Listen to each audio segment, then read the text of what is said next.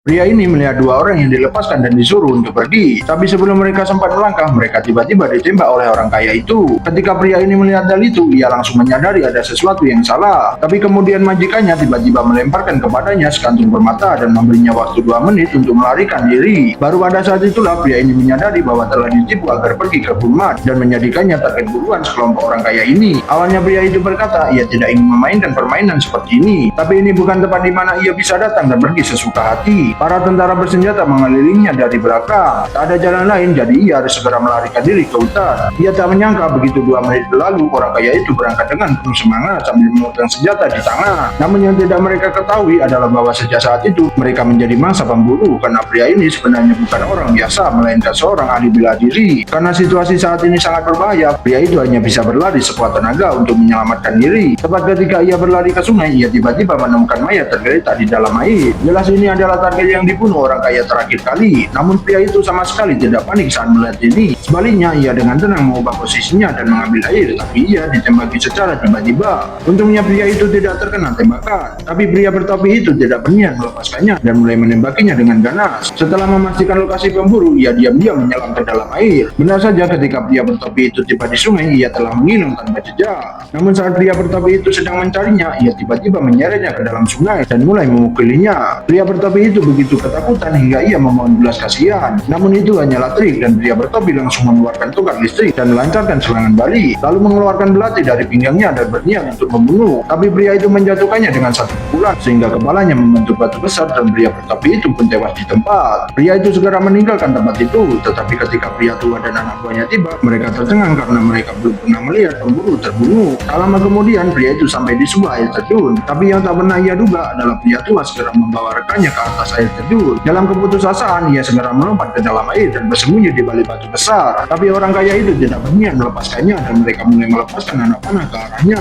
Dia itu harus melarikan diri dengan cepat, tapi tanpa diduga orang kaya itu tiba-tiba menembakkan pelontar ke arahnya. Kekuatan benturan yang besar menyebabkan ia terpental jauh. Bagaimana kelanjutan cerita seru ini?